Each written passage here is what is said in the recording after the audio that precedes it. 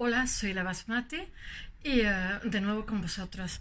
Hoy os voy a hablar del premio Pritzker de 2017, que es Arata Sasaki, que bueno, le vengo siguiendo un poco desde hace bastantes años, porque tiene mucha obra en España, tiene obra en Bilbao, conozco obra suya y cuando algo me gusta lo sigo controlando durante años. Bueno, ya llega el momento que hable de él. Conozco el Palau Sant Jordi de Barcelona, que está en Montjuic, que es una preciosidad, que es el que se usó para los Juegos Olímpicos de 1992. Y conozco el de La Coruña, el edificio de La Coruña, que es el, ¿cómo se dice? Museo del Hombre, que es un museo interactivo, que es una preciosidad, que está hecho en granito y tiene como una parte de fuera porque Galicia tiene muchísimo granito. Ya sabéis que produce rayos gamma, ¿no? No es nada inocente. Yo cuando pienso eso, cuando paso por los ministerios, ya no paso ni cerca cuando estoy en Madrid, porque bueno, es como las centrales nucleares, o sea, son rayos gamma, todo el granito lo produce, y aparte es una piedra muy dura. Yo he trabajado y tienes que utilizar material diferente. Bueno, conozco varias cosas de él que me parecen una preciosidad. Y después pensaba que el Museo de Guisa, el que se va a inaugurar, que se tenía que haber inaugurado ya, pero con la primavera árabe y después con el COVID, pues por lo visto se ha demorado a 2021. Yo conozco el Museo del Cairo, el antiguo Museo del Cairo, he estado 2 veces, pero llega un momento que es un museo del siglo XIX, que lo hicieron los franceses, y que ya las piezas están apiladas, o sea, ya no veían nada. A mí me resultaba maravilloso todo el caos que había. Y pensaba que este arquitecto había hecho este museo, este proyecto, y resulta que no, o ha hecho parte solamente. En fin, es una obra magna lo que hay ahora mismo, y teniendo en cuenta que en Egipto 3/4 están todavía enterradas, pues necesitará muchos más museos. Pero bueno, este es un museo modernísimo con capital japonés. Me imagino que este señor tiene que ver en alguna parte de ese museo. No lo sé, os voy a hablar de lo que conozco de él. Después en el blog pondré muchísimas más obras, pero yo pienso que es importante, cuando conozco al autor, que estoy desarrollando el tema, decir qué sensaciones he tenido cuando he visto las cosas de él, porque el Palau Sant Jordi es excepcional y tiene una cúpula que es como, ¿cómo se dice? Como la piel de una tortuga.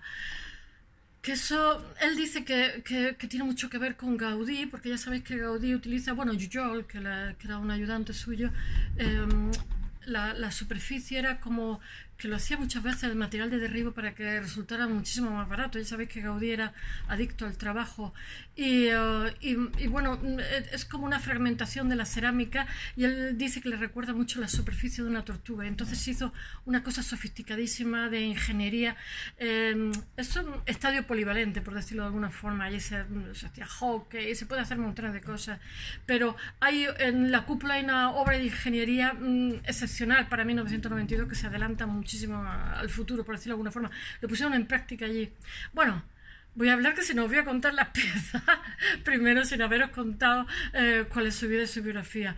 Y os voy a leer algunas frases de él. Él es un chico, es hijo de una familia rica, su padre es un empresario, y él cuando tiene 14 años dice, ahora leeré la frase, dice, cuando tengo 14 años, que es cuando un chico empieza a descubrir el mundo. Él nace en una islita, porque Japón tiene montones de islas, como le pasa a los suecos, ¿no? Tiene cientos, miles de islas, más pequeñas, más grandes, y entonces casi todos han nacido en islitas, porque entre otras cosas Tokio es una ciudad impracticable para cualquiera, es una ciudad terrible, ¿no? Ahí no cabe un alfiler. Y bueno, él dice que cuando tiene edad de descubrir el mundo, es un adolescente, pues de pronto enfrente, en Hiroshima y Nagasaki, tiran la bomba atómica, su ciudad la queman entera, y entonces ya sabes que los japoneses, con respecto a una España, nos llevan 50 años, entonces tienen mucho sentido de lo efímero, que también es lo que corre en estos tiempos, ¿no? Levedad y efímero. Entonces, aproximadamente, por ejemplo, en Tokio, cuando hablaba de Kenzo Tange, él dice que 1/3 de la ciudad, cada 5 años se modifica, 1/3 de la ciudad se tira y se reconstruye. O sea, entonces él dice que creció en un espacio cero, por decirlo de alguna forma, una ciudad totalmente quemada, que era su ciudad natal, que era una islita, y en un Hiroshima Nagasaki. Entonces pensó en la arquitectura como como el concepto de algo efímero. Dice, cuando tenía edad suficiente para comprender, voy a leer su frase, el mundo, mi ciudad fue quemada. En el otro lado de la costa arrojaron la bomba atómica sobre Hiroshima. Así que crecí cerca del punto cero. Estaba completamente en ruina y no había arquitectura, edificios, ni siquiera una ciudad. Solo cuarteles y refugios me rodeaban.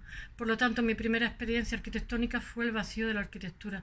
Y comencé a considerar cómo las personas podían construir sus casas y ciudades. Ya sabéis que el concepto del vacío es muy oriental, muy japonés, ¿no? Los europeos nos cuesta un poco de trabajo, tenemos una mente hiperactiva, o sea, tenemos que luchar para conseguir meditar. Yo lo he intentado muchísimas veces, pero siempre que me ponía a meditar pensaba, esta noche caliento las croquetas, frío la... Es terrible, terrible. Tenemos una mente muy cartesiana y muy hiperactiva. Bueno, entonces le dieron el premio Pritzker y el jurado que le dio el premio Pritzker da unas características de este arquitecto que me ha parecido oportuno ponerlos porque es como un perfil que dan de él diciendo le damos el premio por tal y tal cosa, ¿no? Él básicamente lo que vienen a decir es que es capaz de hacer una síntesis entre Oriente y Occidente. Ya sabéis que Japón arrastra unas costumbres de distribución espacial diferente a la europea y a la occidental, por decirlo de alguna forma. Ellos son como una especie de Oriente muy desarrollado y bueno, ellos tienen que encontrar su propio camino, su propio lenguaje, haciendo casi siempre una síntesis entre ambas corrientes, ambas formas de pensamiento, ambas sensibilidades, que no siempre es fácil porque tener en cuenta que las obras que hacen estos arquitectos, hay muchísimos Pritzker japoneses, son obras magnas y entonces contentar a los clientes que suelen ser entidades poderosas, pero que además tienen unos presupuestos magnos de muchos millones, es complicado, o sea, contentarlos y no dejar de ser ellos, por lo tanto, doble mérito, ¿no? Casi siempre todos estos arquitectos han empezado teniendo un rodaje con arquitectos grandes que los fichan en la facultad, como le pasó a él con Kenzo Tange, que ya hablé el otro día, que era un señor que le llaman metabolista, que en realidad es como una especie de futurista, ¿no? Que piensan en hacer un Tokio por encima del otro Tokio de la ciudad vieja porque ya no tiene más espacio. Entonces él también, como Tange, hace un proyecto de ciudad nueva encima, en un piso superior. Pero vamos, a mí me daría miedo porque Japón es una ciudad... O sea, una ciudad, un país con muchísimos movimientos sísmicos. Los que están allí no es que construyen las cosas así, a los niños de que son pequeñitos en la escuela, los entrenan para que en caso de terremoto sepan salir sin un ataque de pánico, etcétera, etcétera. Es que están familiarizados porque continuamente está temblando la tierra. Ya sabéis que eso es una... círculo, tienen como un círculo de fuego que llaman, que son zonas sísmicas desde tiempo inmemorial, porque hay capas tectónicas que entrechocan con ellas, entonces ya tienen como asumido que va a haber tsunami, que va a haber terremoto, etcétera. Entonces yo vivir en un piso superior, una ciudad superior a la de abajo, pues con esos precedentes de zonas sísmicas, pues la verdad no me moriría de gusto. Bueno, os voy a decir ¿por qué el Pritzker le dan la frase? ¿Por qué le dan el premio Pritzker? Dice, las obras de Sostack son descritas como homogéneas, van de lo vernacular hasta lo high-tech. Es cierto, él empieza siendo metabolista, que llama, y se casa en el año 70 con su esposa, que es una, ¿cómo se dice?, escultora, muy conocida en Japón. Entonces le influye muchísimo porque es una escultura bastante moderna.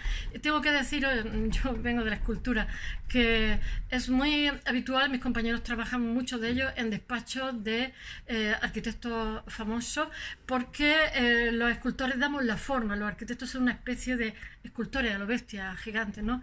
Entonces el mismo arquitecto que os estoy contando hoy, japonés, trabaja con escultores, y además lo dicen porque bueno, ellos saben resolver muchas cosas, pero hacer la forma de un edificio o la forma de algo que le encarga no siempre es fácil. Incluso Anthony Caro trabaja con Norman Foster y ahora os contaré cómo él trabaja con escultores. Bueno, pues esta escultora hace que él empiece a trabajar más con la high-tech y se haga más postmoderno, por decirlo de alguna forma, que ¿cómo diría yo?, sin dejar de ser japonés, abra los ojos a lo que es Occidente, etcétera. Bueno, Le dice el Pritz que lo que es claro es que no sigue tendencias, sino que forja su propio camino, su propio lenguaje. Este arquitecto, le están diciendo por qué le han dado el premio. Este arquitecto urbanista y teórico japonés es un visionario que con un enfoque progresista desarrolla un profundo compromiso con el arte del espacio. Sabéis que la distribución del espacio y la luz es el soporte del arte del siglo XX y siglo XXI. Con su trabajo facilita el diálogo entre Oriente y Occidente, reinterpretando las influencias globales dentro de la arquitectura y apoya el desarrollo de generaciones más jóvenes. Es cierto, apoya muchísimo a las generaciones más jóvenes. He de deciros que bueno, este señor nace tiene ahora mismo 89 años, nace en 1931, el 23 de julio de 1931, y como he dicho, su padre es un empresario rico, es el hijo mayor y decide hacerse arquitecto por la experiencia que tiene con la Segunda Guerra Mundial, porque él crece en una zona muy devastada.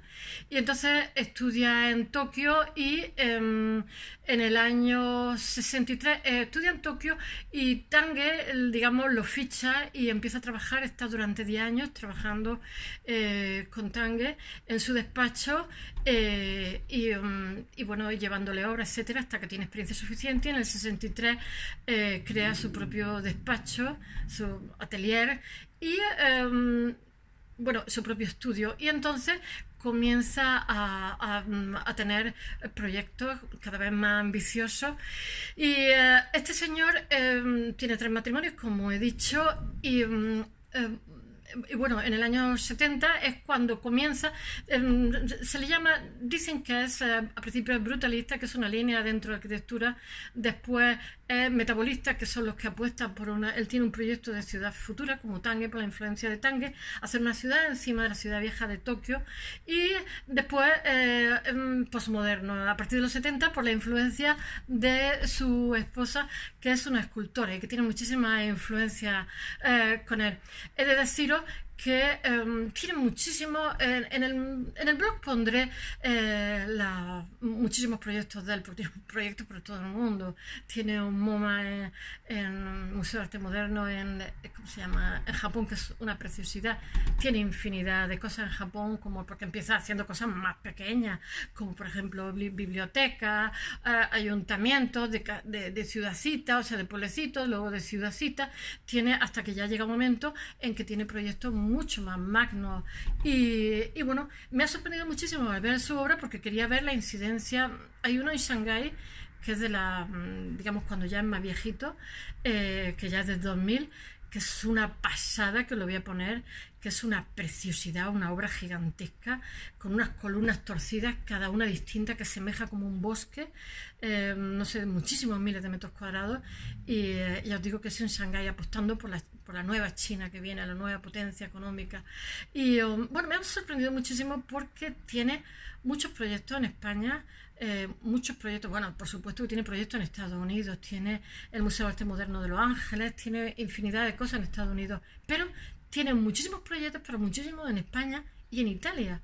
Y me ha sorprendido increíblemente. Bueno, él ha trabajado en todo el mundo, pero por ejemplo, lo que han dicho los que conozco, que es el Museo del Hombre, por ejemplo, de Galicia, él tiene muchísimo cuidado con el contexto, y además lo dice, con el entorno, que le gusta hacer una arquitectura sostenible a pesar de que utilice el high-tech, y entonces intenta utilizar los materiales que hay en el entorno del lugar donde construye. Y él dice que, por mucho que le han querido poner etiqueta, para él cada proyecto es un proyecto nuevo. Entonces en Galicia, como he dicho, utiliza el granito, y después ese Museo del Hombre, que le llaman Domus, que es muy bonito, está en la orilla del mar y asemeja como una ola gigante, y después en la cobertura del museo lo divide en varias partes, y después la cobertura del museo son como si fueran escamas, y es precioso. Yo lo he visto y es una maravilla, y además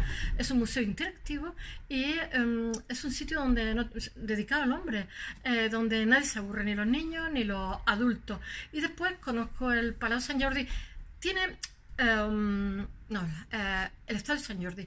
Después tiene otro, ay, lo estoy confundiendo, en Montjuïc, que es del 92, y después tiene otro estadio más también en Cataluña, pero tiene también unas cosas para Allianz en Milán, tiene un edificio maravilloso en Milán, tiene también en Bilbao, tiene otro proyecto magno, tiene por toda España, tiene cosas más grandes, más pequeñas, y en Italia se hace socio de otro arquitecto muy conocido y los resultados son espectaculares. Bueno, todo esto y un poquito más lo voy a poner en el blog. Este señor en Japón ayuda muchísimo a los jóvenes que empiezan, y de hecho él crea como una especie de lugar de trabajo, es que está en inglés, y para los jóvenes que tienen idea, ha sido profesor en toda la universidad, en Harvard, en Columbia, profesor visitante en Yale y también en Europa, y él dice que los jóvenes a él también le dan muchísimas ideas y que espera haber contribuido a que con su enseñanza surjan nuevos arquitectos con nuevos proyectos que mejoren el mundo. Bueno, that's all. Espero que os haya gustado. Hasta mañana.